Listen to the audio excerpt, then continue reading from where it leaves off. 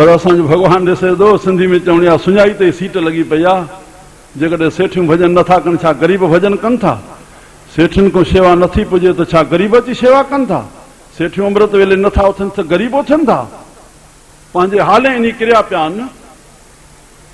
अड़े अमृत वेले उथो, साईं खे बाॾायो, संतनि जे दरनि जूं शेवाऊं कयो, तॾहिं त उहे कर्म कढबा। साईं जे अॻियां रो, अकेलो रो, कोई ॾिसे न। स्त्री खे दुख आहे, पति खे दुख आहे, पुट खे दुख आहे, रोए। रोइण सां कर्म कटबा। ॿियो कर्म कटण जो कोई साधन कोन्हे। बाक़ी टिकाणेदारनि ऐं बामणनि जा सभु गुज़रान जा साधन आहिनि, मथां कंहिं चकर में वञो।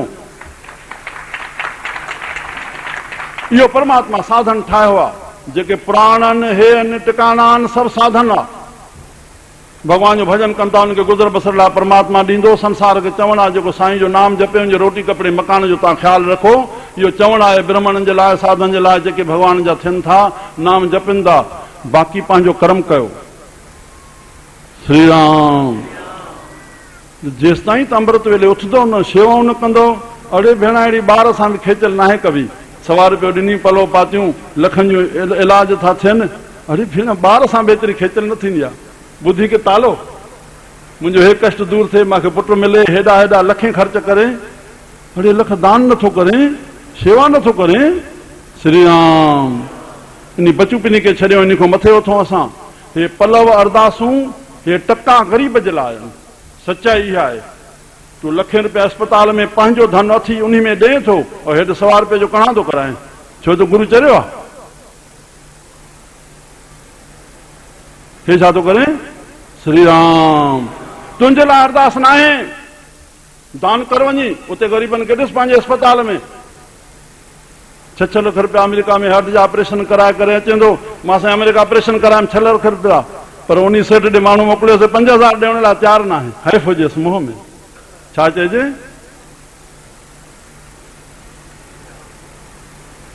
हे ग़रीब जे लाइ अरदास आहे। तुंहिंजो कोई सहारो कोन्हे। तुंहिंजो टको ई अघिजी वेंदो, तुंहिंजी ख़ाली अरदास ई अघिजी वेंदी। श्री राम। मुंहिंजा प्यारा, मां त वचन वठण खां अॻु में चाहियो पए, असांजी पहिरीं आलमबाग, पोइ लखनऊ, पोइ ॿिया शहर। श्री राम। मां हिकिड़ो अखर चवंदो आहियां, असांजे लखनऊ में छड़ो 10 हिसो हिकिड़ो सेठ दान कढे त जेको ग़रीबी 70 खां असां चऊं था लथल आहिनि, ओहो, असांजी ग़रीबी 70 खां लथल सिंध में न हुया। ग़रीब हुया, बनी ॿारो हो, शुक्र हुयो, फ़क़ीरनि जी दुआ हुई, संतोष हो हृदय में, सभु को पंहिंजे आनंद में हो। ॻोठ में विहांउ वधाइण थींदो, सभिनी खे खारायो वेंदो हो। कुड़मी, कुंभारो, जेको बि आहे सभु। श्री राम। पर ग़रीबी जो 70 न रहंदो। परमात्मा उनखे बणायो आहे, पंहिंजे कर्मनि सां थियो आहे। असां उनखे नसीब न वधाए सघंदा आहियूं। मां इन विषय ते सभिनी ते ॻाल्हायां। पीउ जो पुट जुदा थियनि था। श्री राम। जुदा थियण खां पोइ भाग ज़ाहिर थी पवंदो। को हेठि थी वेंदो, को मथे थी वेंदो, को बराबरि हलंदो।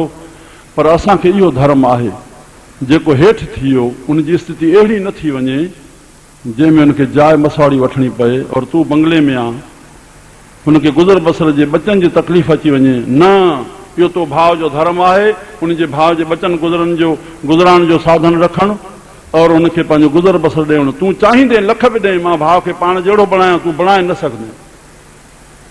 उहे लख तूं ॾींदे बि किथे हलिया वेंदा। इहे सभिनी खे तजुर्बा हूंदा। असां त जनम ई भॻवानु हिकिड़ो ई ॾिनो। श्री राम। पर जॾहिं विहांउ वधाइण थिए, उनजा कार्ज मंगल बि तूं खणी बीहो।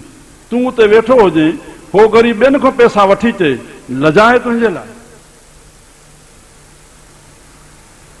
तूं लख ॾेई पाण जहिड़ो उनखे बणाए न सघंदो आहे, पर उनजा बचा दुखी न हुजनि। पोइ यादि रखजांइ, पोइ जुदा थिए खां पोइ तोखे पुटनि खे ॾियणु स्वार्थ आहे, तुंहिंजे भाउ खे ॾियणु पर स्वार्थ आहे। उते पुटनि खां वधीक भाउ खे ॾिस। पुट जो जेको नसीब आहे पाण मिलंदुसि। तूं न हुजे हा त बसि हिकिड़ो अखर पढ़ी छॾ। नंढड़ा पिता गुज़ारिया त पोइ छा थियो? मुंहिंजा प्यारा, इहा असां भाइनि में भाई पीउ जी नज़र रखूं। ऐं ईअं असांजो छड़ो 10 हिसो धन निकिरे ऐं हिकिड़ी बैंक जमा थिए सिंधी क़ौम जे लाइ। श्री राम। उनमें पंहिंजा स्कूल, पंहिंजूं अस्पतालूं, हे लखां ख़र्च हेॾा अस्पतालनि जा, टेस्टनि जा जेकर न थियनि ऐं संस्कारी ॿार पैदा थियनि, जेकर असां हिकु हिकु शहर में इहा शइ ईअं बैंक कढूं, असां पंहिंजी क़ौम खे ईअं उथाए वेझूं जे देरि ई न थिए। 10 से कढण मां कंहिंखे खोट पए थी त मां ॾे हलियो अचे।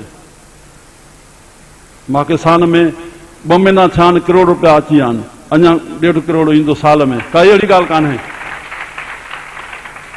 मुंहिंजा प्यारा, हे आश्रम मां सार्वजनिक तव्हांखे लोकार्पण करण लाइ तयारु आहियां। अचो, संभालियो, सभु मीटिंगूं हिते कयो, समाज लाइ सोचो। असांजो उथी पए, असां पठाणनि जा, ॿियनि जा, आगा खान जा, हिननि जा ॿुधंदा, हुननि जो कोई ग़रीब नथो रहे, कोई उहे पंहिंजे क़ौमनि खे खणी वेठा आहिनि। असांजी सिंधी क़ौम घणी इहा आबाद हुजे।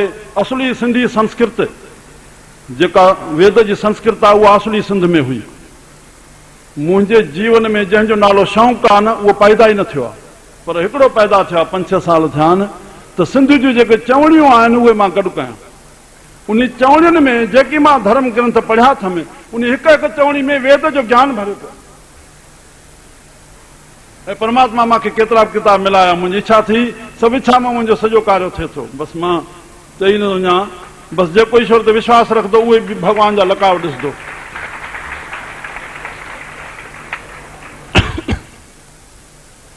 उन दृष्टि सां मां चवां थो, सिंध जी असली संस्कृत, हे असांजे भारत जो ग़रीबी हुजणु, अधु ग़रीबी हुजणु, हिननि जी भावना इहा आहे, असां खाऊं, ॿिए खे न खारायूं।